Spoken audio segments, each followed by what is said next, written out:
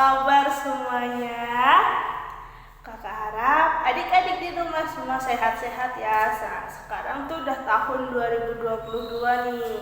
Jadi saatnya kita mau menjadi anak-anak Tuhan yang lebih baik lagi. Oke adik-adik, nah sebelum kita memulai ibadah kita, ada baiknya nih kita mengingat dulu apa saja sih yang harus diperhatikan ketika kita mau beribadah kepada Tuhan. Adik-adik masih ada ingat? Ada? Oke, yuk yang pertama apa? Kita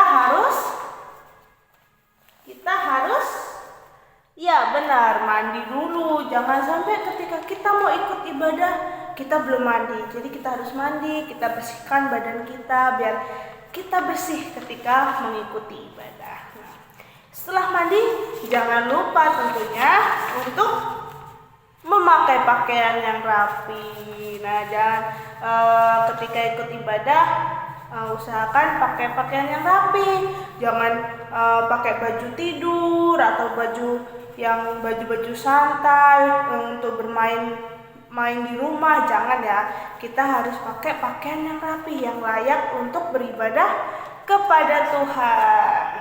Nah, selanjutnya yang gak kalah penting yang perlu kita ingat ketika kita mau beribadah kepada Tuhan, apa yang perlu kita bawa? Ya, benar. Kita harus membawa Alkitab. Jangan mentang-mentang nih kita ibadahnya di rumah, terus Alkitabnya nggak dibawa, nggak ditaruh di sampingnya. Jangan begitu ya. Kita harus membawa Alkitab. Selanjutnya, apa yang perlu diperhatikan? Ya, benar. Adik-adik harus duduk yang rapih ketika adik-adik mengikuti ibadah sekolah minggu. Selanjutnya, nah baru deh adik-adik ikuti ibadah sekolah minggu dari awal hingga akhir. Jangan dari awal sampai pertengahan aja, udah deh ngantuk tidur. Kalau enggak adik-adik ikutnya waktu mau firman Tuhan saja. Jangan begitu, oke? Nah, adik-adik mengikutinya dari awal hingga akhir. Nah, setelah kita memperhatikan tata tertib yang harus kita perhatikan, kita akan memulai ibadah sekolah minggu kita. Terlebih dahulu sebelum kita memulai, kita mau berdoa nih. Oke, yuk kita bersatu dalam doa. Allah Bapa yang bertata dalam kerajaan surga, kembali kami mengucap syukur Tuhan. Kiranya pada hari ini kami anak-anak-Mu Tuhan akan beribadah kepadamu. Kiranya Engkau mau sucikan kami Tuhan, Engkau mau kuduskan kami Tuhan, agar kami layak untuk menghadap kehadirat-Mu Tuhan. Terima kasih Tuhan Yesus, kami siap untuk beribadah kepadamu hanya di dalam nama Tuhan Yesus. Haleluya, amin. Oke adik-adik di rumah semuanya udah siap untuk memuji Tuhan. Oke, kita memuji nama Tuhan dengan pujian kita yang pertama, yaitu Jalan Serta Yesus, jalan sertanya setiap hari. Adik-adik semua bangkit berdiri, kita nyanyi sama-sama.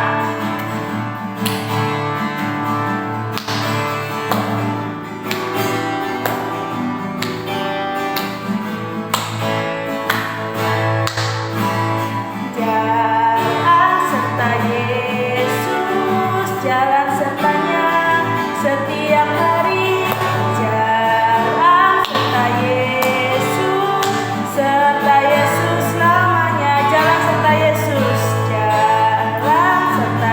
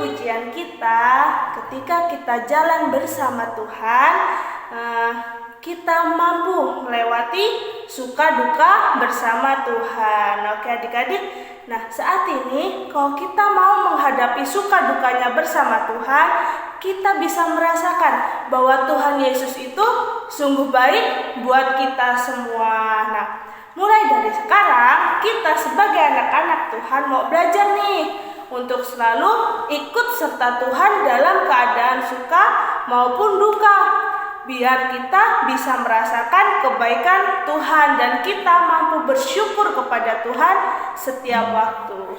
Oke, kita mau memuji nama Tuhan yang kedua dengan pujian Tuhan Yesus baik. Adik-adik masih tetap bangkit berdiri ya.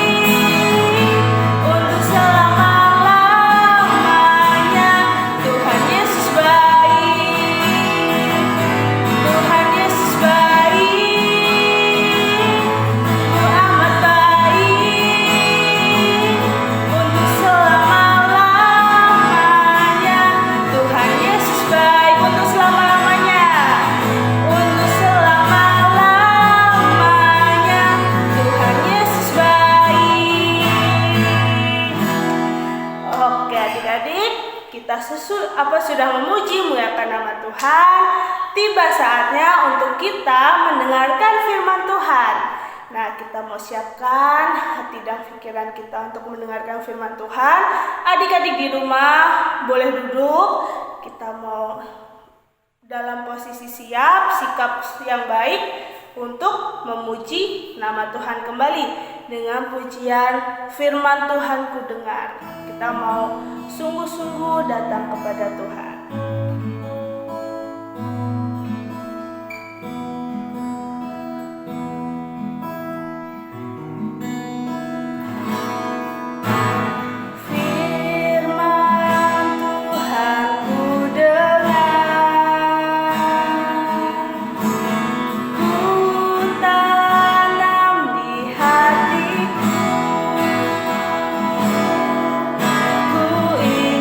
Bertumbuh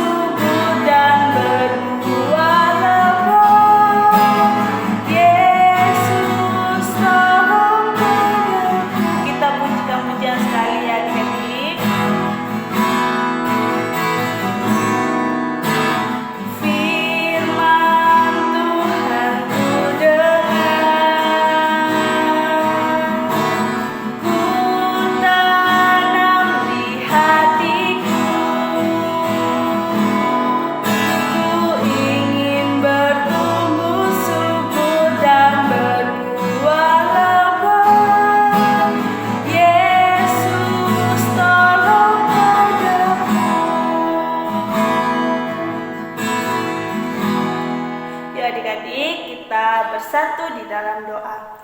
Terima kasih Tuhan Yesus, pada hari ini kami telah memuji muliakan nama-Mu Tuhan. Kami anak-anak-Mu siap untuk mendengarkan sebagian dari firman-Mu Tuhan.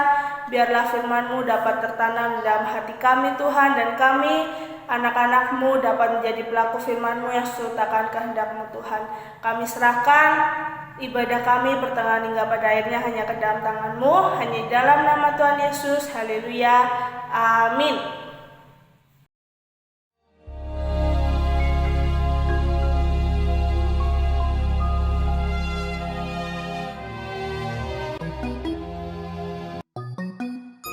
Dalam perjalanannya ke Yerusalem, Yesus menyusur perbatasan Samaria dan Galilea.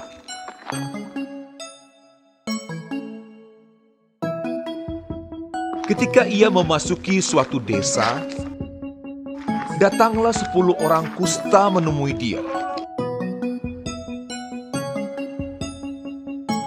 Mereka tinggal berdiri agak jauh dan berteriak, "Yesus, Guru, kasihanilah kami."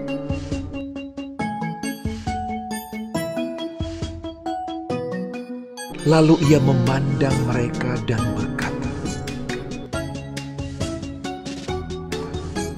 "Pergilah, perlihatkanlah dirimu kepada imam-imam."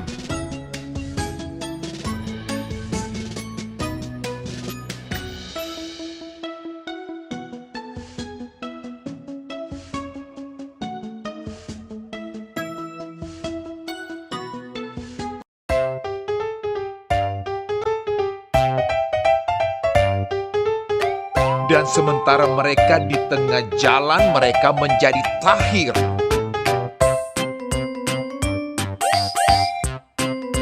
Seorang dari mereka, ketika melihat bahwa ia telah sembuh, kembali sambil memuliakan Allah dengan suara nyaring, lalu tersungkur di depan kaki Yesus dan mengucap syukur kepadanya. Orang itu adalah seorang Samaria. Lalu Yesus berkata, Bukankah ke-10 orang tadi semuanya telah menjadi tahir? Di manakah yang 9 orang itu?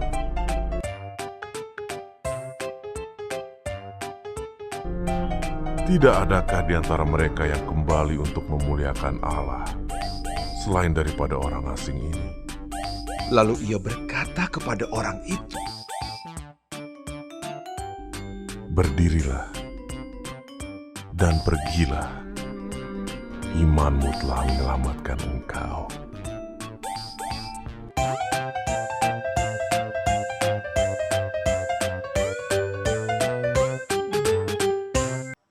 Shalom adik-adik, selamat tahun baru kakak ucapkan untuk kita semuanya. Kita bersyukur ya adik-adik, hingga saat ini kita bisa memasuki tahun 2022, itu semua karena kasih anugerah Tuhan. Tuhan Yesus baik ya adik-adik. Nah untuk itu kakak mau ajak kita semuanya untuk tetap mengucap syukur dalam segala hal. Meskipun saat ini kita ibadah masih secara online, belum tatap muka, kita harus tetap bersyukur karena kita masih bisa beribadah ya adik-adik, karena Tuhan Yesus ada di mana-mana. Jadi meskipun kita di rumah, Tuhan Yesus hadir loh adik-adik, asalkan kita tetap setia dan sungguh-sungguh beribadah kepada Tuhan. Adik-adik mau tetap setia? Hebat. Nah adik-adik, kita mau mengucap syukur apapun keadaan kita ya. Kita mau belajar berterima kasih kepada Tuhan. Seperti cerita firman Tuhan tadi yang kita sudah dengar. Di mana ada 10 orang kusta ya, tapi hanya 1 orang yang datang kepada Yesus mengucapkan terima kasih kepada Tuhan atas kebaikan dan pertolongan Tuhan yang telah menyembuhkannya. Nah adik-adik, kalau zaman dulu itu penyakit kusta itu ya, penyakit kusta itu kan penyakit kulit ya, yang ada bintik-bintik merah gitu, rasanya tuh gatal sekali ya, sampai-sampai bisa harus diamputasi, bisa dipotong tangannya, jarinya atau kakinya. Wah, dulu pada zaman dulu orang yang menderita penyakit kusta itu dianggap pembawa kutuk, pembawa sial ya, karena mereka adalah orang berdosa, dianggap tidak layak. Akhirnya mereka diasingkan dari keluarga mereka dan mereka tidak boleh berkumpul dengan orang-orang yang sehat. Nah, kalau zaman sekarang, kalau ada orang kena virus corona, ya kan adik-adik, mereka tidak boleh dekat-dekat dengan orang-orang yang sehat. Mereka juga harus diasingkan karena akan membawa menularkan virusnya ke orang lain. Nah, kira-kira seperti itu. Kan gak enak ya adik-adik ya, kalau kita diasingkan dari orang-orang yang kita sayang gitu. Nah, mereka zaman dulu juga seperti itu. Mereka diasingkan dari keluarganya, dari temannya, ya, dari orang-orang sekitarnya. Nah, akhirnya mereka hanya cuma bisa berharap akan pertolongan Tuhan. Akhirnya mereka datang kepada Tuhan, ya. Mereka bilang, "Guru, Yesus, Guru, kasihanilah kami." Karena hanya itu yang mereka bisa lakukan. Mereka dengar, mereka tahu ya bahwa Tuhan Yesus itu dapat melakukan mukjizat. Makanya mereka mau datang, mau disembuhkan oleh Tuhan ya. Nah, adik-adik, tapi apa yang terjadi waktu Tuhan bilang, "Pergilah kepada para imam-imam," karena zaman waktu itu yang menyatakan orang ini sudah sembuh atau tidak adalah para imam-imam. Nah, 10 orang kusta ini ya, mereka mengikuti apa yang dikatakan Tuhan Yesus. Tapi waktu di perjalanan mereka menuju ke para imam-imam, apa yang terjadi? Tuhan Yesus mendengar doa mereka selama ini, ya, keinginan mereka untuk sembuh. Mereka menjadi tahir atau menjadi sembuh adik-adik. Wah, adik-adik kalau misalnya lagi sakit, adik-adik berdoa, "Tuhan sembuhkan saya lagi sakit." Tiba-tiba Tuhan dengar doa adik-adik. Adik-adik sembuh, seneng gak? Ya pasti seneng ya. Begitu juga dengan orang-orang kusta ini. Mereka senang, mereka bersuka cita ya, karena mereka sembuh dari sakit mereka. Waktu mereka masih dalam perjalanan menuju ke imam-imam, mereka tahu, aku sembuh gitu ya, mereka senang. Nah, ke-10 orang kusta ini tahu kalau yang nyembuhin itu siapa adik-adik? Ya, Tuhan Yesus ya. 9 diantaranya mereka adalah orang Yahudi, tapi 1 diantara mereka adalah orang Samaria. Orang Samaria ini sama orang Yahudi ini dianggap orang asing karena dianggap orang Samaria ini orang tidak kenal Tuhan. Kalau orang Yahudi menganggap dirinya itu adalah orang pilihan Allah. Ya, jadi mereka hanya mengakui bangsanya saja. Tapi orang Samaria ini apa yang dia lakukan adik-adik? Waktu dia melihat bahwa dirinya sudah sembuh, sakit kustanya sudah sembuh, kulitnya sudah bagus lagi, nggak ada lagi sakit-sakit gatal-gatal di kulitnya.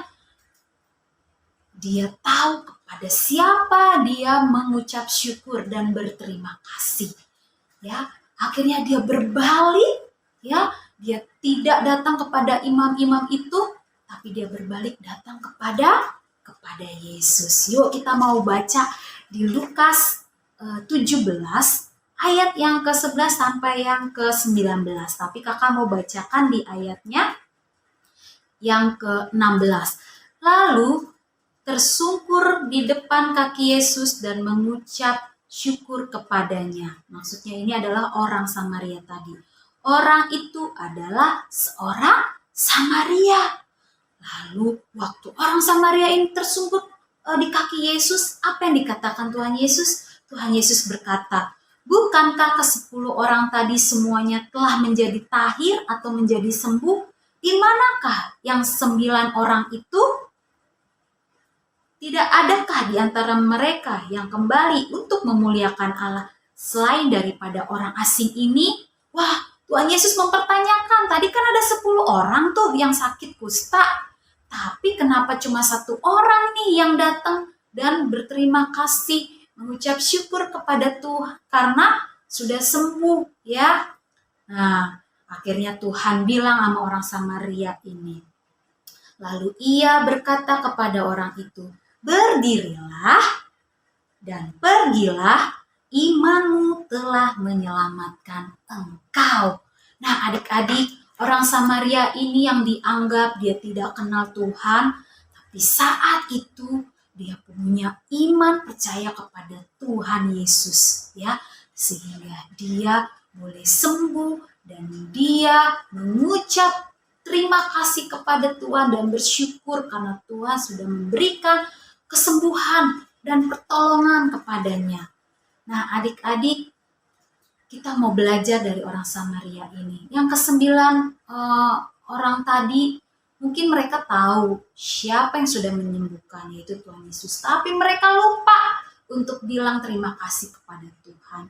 Tapi orang Samaria ini, dia tahu bagaimana dia harus mengucapkan terima kasih dan bersyukur kepada yang sudah memberikan kesembuhan kepadanya, yaitu Tuhan Yesus. Nah adik-adik, kita mau belajar ya untuk kita tetap bersyukur kepada Tuhan apapun yang kita alami, apapun yang kita hadapin.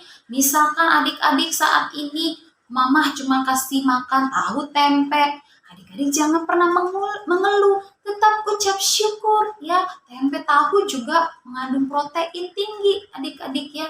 Jadi adik-adik harus tetap ucap syukur. Nah adik-adik, kalau misalnya adik-adik berdoa, Tuhan aku kepengen apa, misalnya adik-adik kepengen punya sepeda baru atau punya keinginan yang lain ya, adik-adik berdoa tapi doa adik-adik belum dijawab, jangan pernah mengeluh, tetap berdoa kepada Tuhan, tetap bersyukur kepada Tuhan ya. Bukan berarti doa adik-adik nggak dijawab, Tuhan Yesus tidak sayang loh ya, tapi terkadang apa yang kita minta itu belum tentu itu baik untuk kita ya. Pasti Tuhan sudah punya rencana yang baik buat kehidupan kita adik-adik. Untuk itu kita jangan jemu-jemu untuk berterima kasih kepada Tuhan, mengucap syukur kepada Tuhan dalam segala hal. Adik-adik mau belajar? Hebat ya. Nah adik-adik belajar juga ya bersyukur atas pertolongan Tuhan, atas penyertaan Tuhan dalam hidup kita ya. Kita bersyukur masih punya keluarga, punya kakak, punya adik. Nah itu semua karena kasih anugerah Tuhan.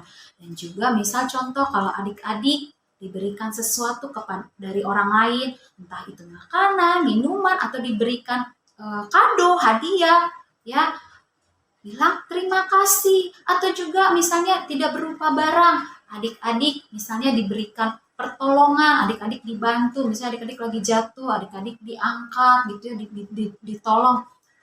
Ucapkan terima kasih kepada orang lain. Adik-adik jadi berkat buat orang lain. Oke adik-adik, kita mau sama-sama belajar ya untuk bersyukur dan berterima kasih kepada Tuhan atas pertolongan Tuhan dan penyertaan Tuhan, sehingga nama Tuhan yang dimuliakan. Itu saja firman Tuhan kita hari ini. Sekarang kita mau lipat tangan, tutup mata, kita mau bersatu di dalam doa. Tuhan Yesus, terima kasih atas firman-Mu hari ini. Kami mau belajar menjadi anak-anak yang tahu berterima kasih, mengucap syukur dalam segala hal. Karena kami tahu Tuhan telah mengasihi kami dan kami mau memberikan kasih kami Tuhan kepada Engkau. Terima kasih Tuhan Yesus atas kebaikan-Mu. Kami mau tetap setia kepada Engkau. Di dalam nama Tuhan Yesus kami telah berdoa. Haleluya. Amin.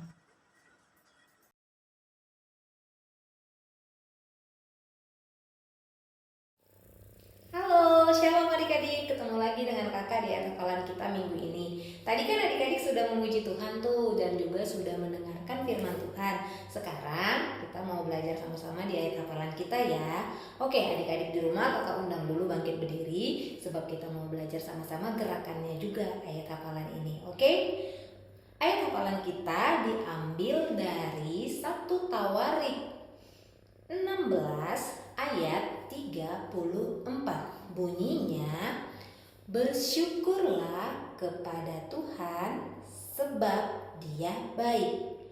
Bahwasannya untuk selama-lamanya kasih setianya. Itu ayat hafalan kita adik-adik. Kita ulangin sekali lagi ya. Ayat hafalan kita diambil dari 1 Tawarik 16 ayat 34. Bunyinya, bersyukurlah kepada Tuhan sebab Ia baik. Bahwasannya untuk selama-lamanya kasih setianya. Itu ayat hafalannya adik-adik. Nah, untuk adik-adik kelas kecil cukup hanya bersyukurlah kepada Tuhan. Itu aja untuk adik-adik kelas Abraham, kelas kecil. Ayat hafalannya, bersyukurlah kepada Tuhan. Untuk kelas besar seperti yang kakak tadi dari awal sampai habis ya. Oke, jangan lupa dihafal. Dadah, Tuhan memberkati. Oke adik-adik, kita sudah mengikuti ibadah sekolah minggu kita pada hari ini. Kita sudah selesai nih beribadah kepada Tuhan. Nah, kita akan menutup ibadah kita. Yuk kita berdoa. Terima kasih Tuhan karena Engkau telah memimpin kami Tuhan, sehingga kami dapat mengikuti ibadah-Mu dari awal hingga pada akhirnya Tuhan. Sebentar kami akan kembali melakukan aktivitas kami Tuhan. Kiranya Engkau sertai kami Tuhan, Engkau selalu lindungi kami Tuhan. Kami serahkan seluruh kehidupan kami hanya ke dalam tangan-Mu Tuhan. Hanya di dalam nama Tuhan Yesus. Haleluya. Amin.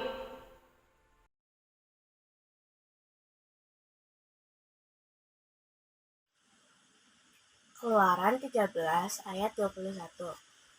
Tuhan berjalan di depan mereka pada siang hari dalam tiang awan untuk menuntun mereka di jalan, dan pada waktu malam dalam tiang api untuk menerangi mereka, sehingga mereka dapat berjalan siang dan malam. Amin. Keluaran 13 ayat 21. Tuhan berjalan di depan mereka. Amin. Keluaran 13 ayat 21a. Tuhan berjalan di depan mereka. Amin. Keluaran 13 ayat 21. Tuhan berjalan di depan mereka pada siang hari dalam tiang dan awan untuk menuntun mereka di jalan, dan pada waktu malam dalam tiang api untuk menerangi mereka. Keluaran 13 ayat 21. Tuhan berjalan di depan mereka pada siang hari dalam tiang awan untuk menuntun mereka di jalan, dan pada waktu malam dalam tiang api untuk menerangi. Selamat siang Kak. Sekarang kami mau menghafalkan ayat Keluaran 13 ayat 21a. Tuhan berjalan di depan mereka. Amin. Terima kasih Kak. Keluaran 13 ayat 21a. Tuhan berjalan di depan mereka. Amin.